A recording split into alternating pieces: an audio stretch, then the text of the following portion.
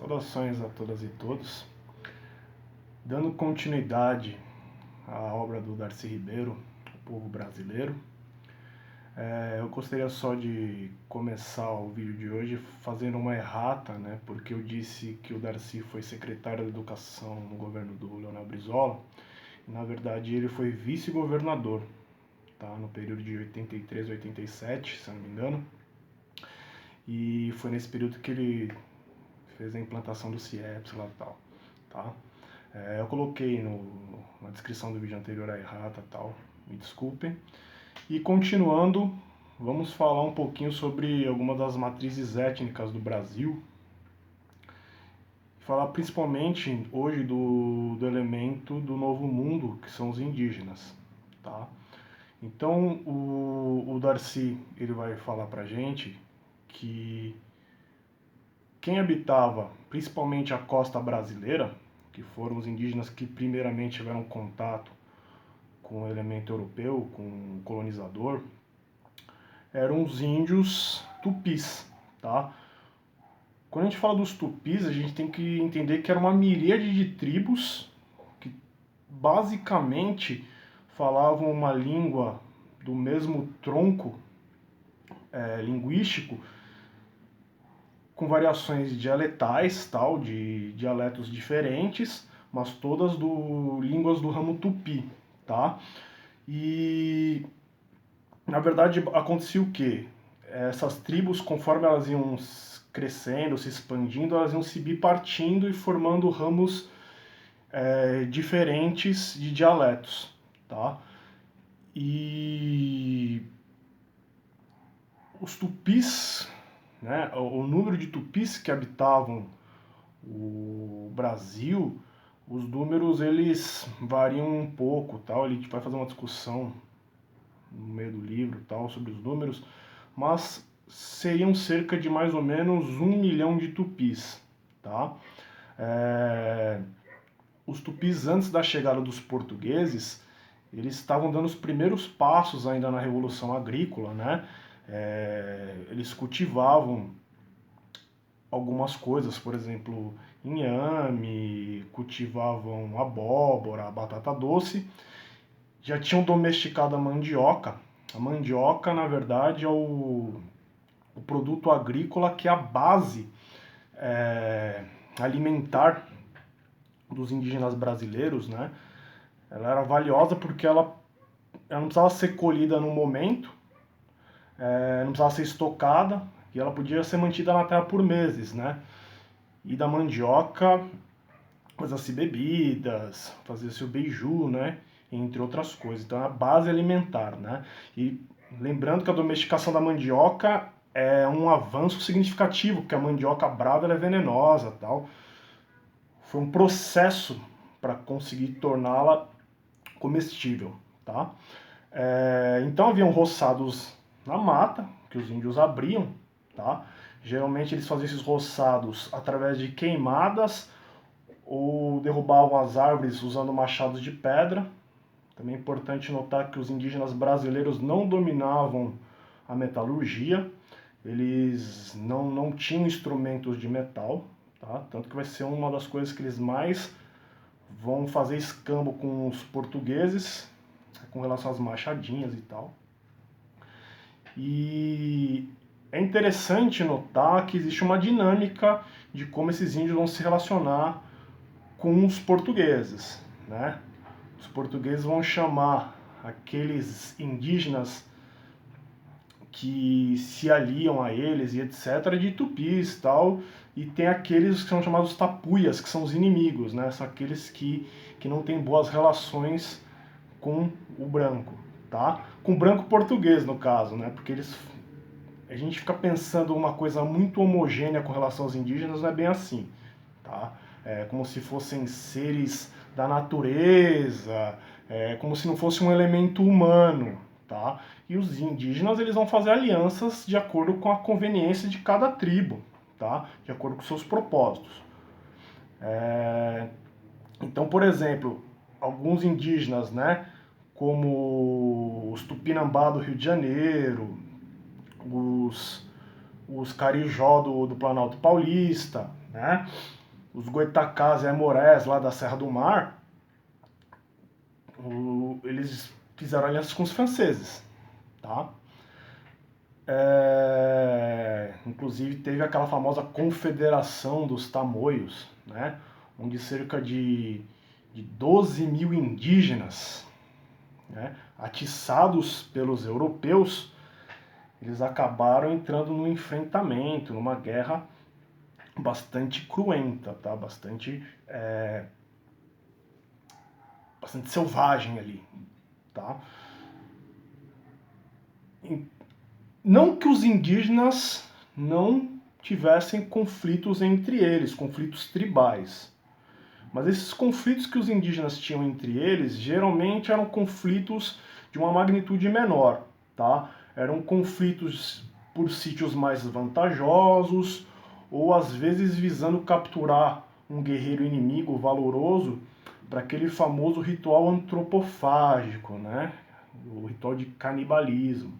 Que tem todo um simbolismo ali, não era simplesmente fazer uma churrascada do adversário, tá? Tem um simbolismo ali, que é um ritual realmente, onde quando você fazia essa antropofagia, você estava pegando o melhor do seu inimigo, né? A coragem, as virtudes dele, mas podemos comentar isso mais pra frente, sobre o ritual antropofágico, tá?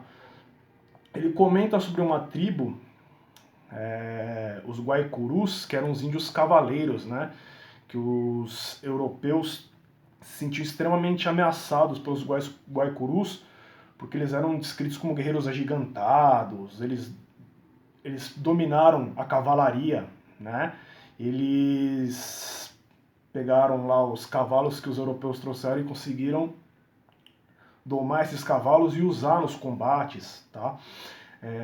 E tinham uma plenitude no desempenho, e eram excelentes guerreiros, e os dizimaram várias aldeias e contingentes europeus que tentaram enfrentá-los.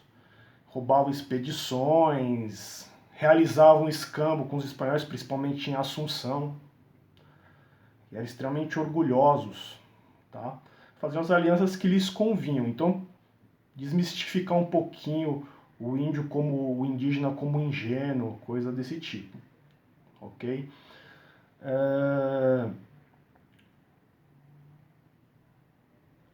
A base da ação colonizadora, né, que o Darcy comenta, dos portugueses, vai ser pautada principalmente na burocracia, né, do Conselho Ultramarino e na questão do Santo Ofício, da Inquisição.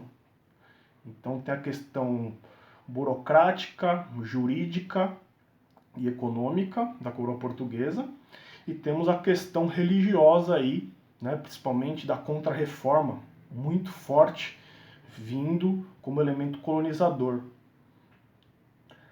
As normas da colonização, boa parte delas vem da Igreja Católica.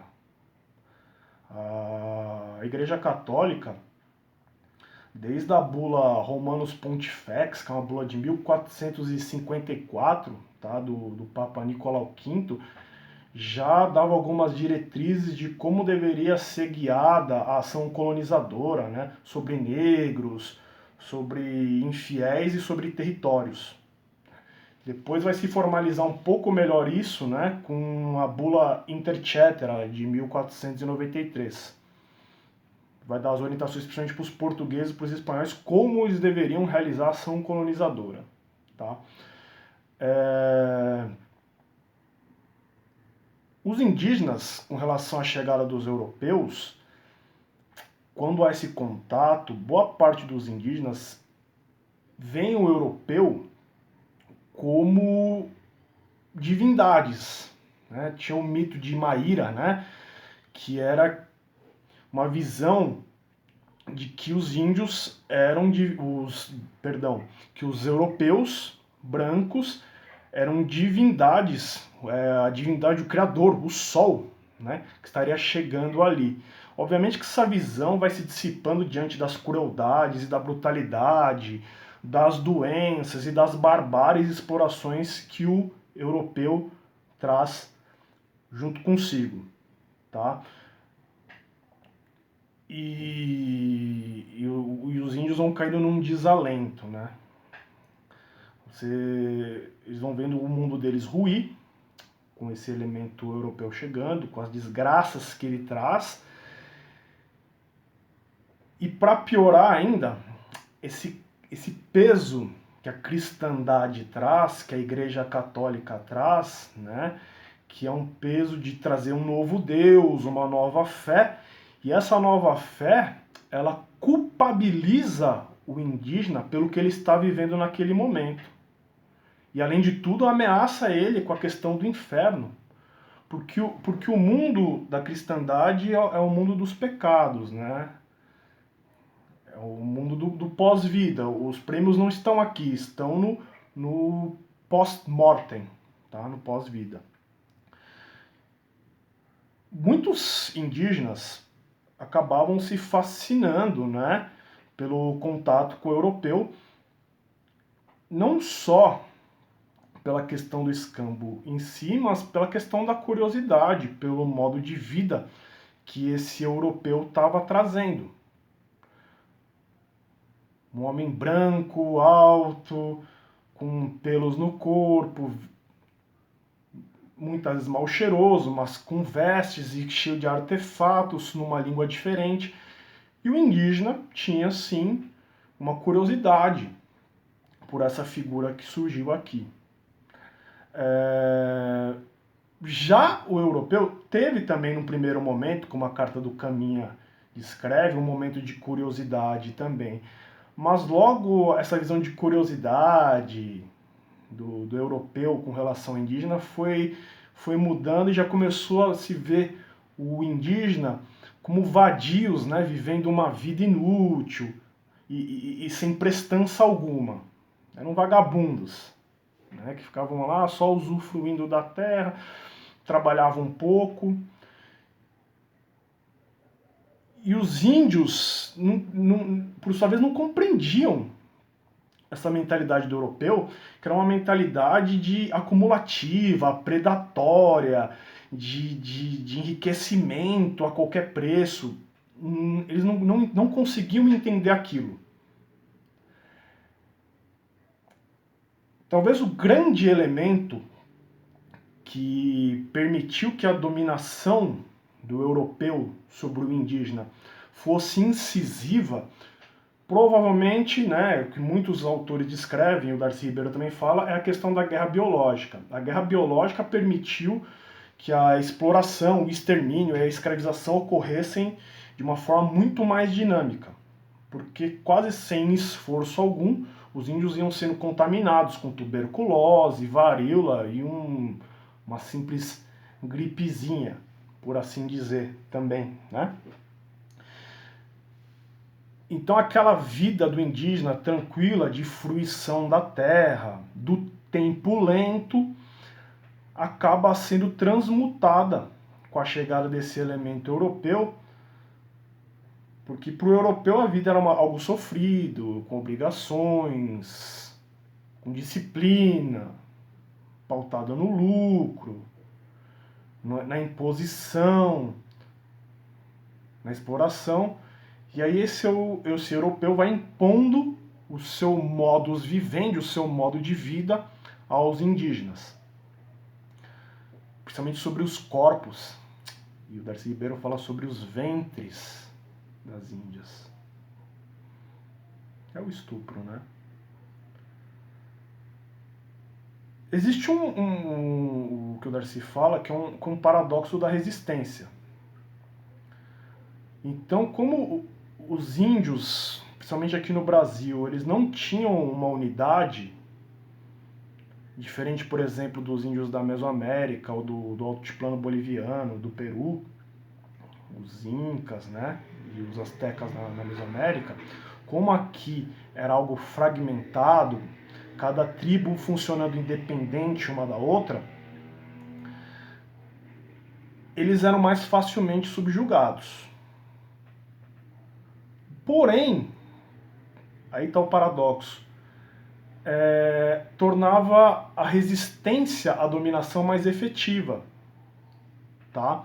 porque como cada tribo funcionava à sua maneira, quando começava a acontecer uma subjugação, uma dominação, essas tribos começavam a ir para as fronteiras, a fugir, a se deslocar. Então, como não havia uma unidade, eram células, a dominação, apesar de parecer mais simples, era mais complexa também. Tá? Porque você não dominava o todo de uma vez. Não, a gente dominava uma tribo, mas outras tantas continuavam alheias a esse processo. Obviamente, conforme os portugueses vão se expandindo, os índios vão se estendendo cada vez mais para a fronteira e vão recuando até uma hora não ter para onde recuar. Né? É interessante ver que na literatura homens jesuítas como, por exemplo, Anchieta elogiavam os massacres do governador Geral Mendes Sá sobre os indígenas. E alguns jesuítas até acreditavam que para civilizar, para evangelizar, era necessário escravizar. Então, atrelavam a evangelização, a civilização, à escravidão. Bom, pessoal, eu vou parando por aqui, senão vai ficar muito extenso, mas para a gente começar a ter um pouquinho de ideia sobre as matrizes geracionais do povo brasileiro. Tchau, tchau.